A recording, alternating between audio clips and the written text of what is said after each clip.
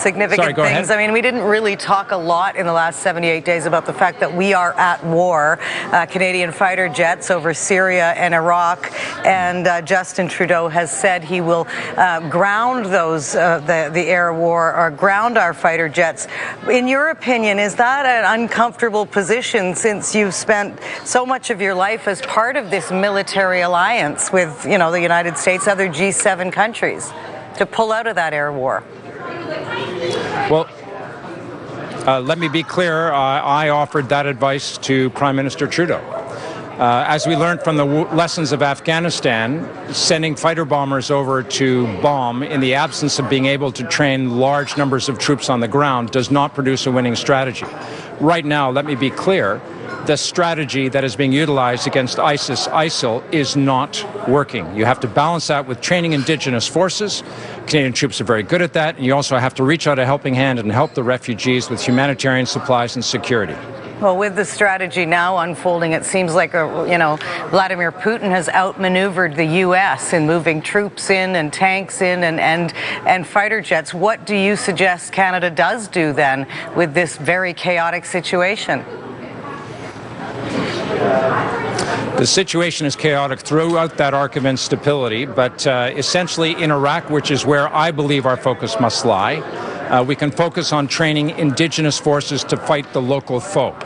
Canadian troops, as I've mentioned, are extraordinarily good at that. What is happening in Syria right now is so complicated with so many different factions involved, between an insurgency, a rebellion, and who knows, 15 to 17 different disparate groups. That's going to take some time to resolve. And I just want to ask you, while I have you here, the F-35s, are they gone now with a Liberal majority government? We need a fighter aircraft that can defend our sovereignty, essentially protect Canadian airspace, work in cooperation with NORAD, and the third task of that capability would be from time to deploy overseas. We don't necessarily need a first-line strike fighter. What we need is an aircraft that can operate and survive in the north, and that is at a more reasonable cost so that we can reallocate precious funds to help our Navy. Right now, the Royal Canadian Navy is in a state of crisis. We have to do something about that. And so we propose essentially a more modest acquisition program for the next generation fighter and use those savings to beef up the resources that we can allocate to our poor Navy.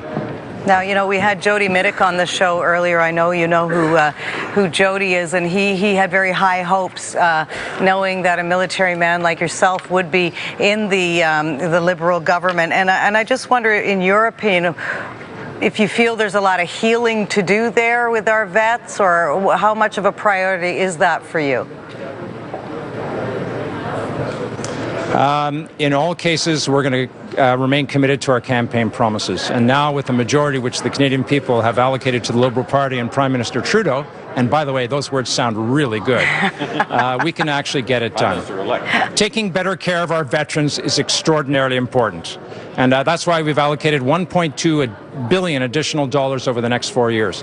Following through on the very short, crisp two-pager that Mr. Trudeau issued as part of the defense policy for the Liberal platform, that's also a prerequisite, and we're going to get it done. Okay. So I'm going to say this again, we're going to get it done.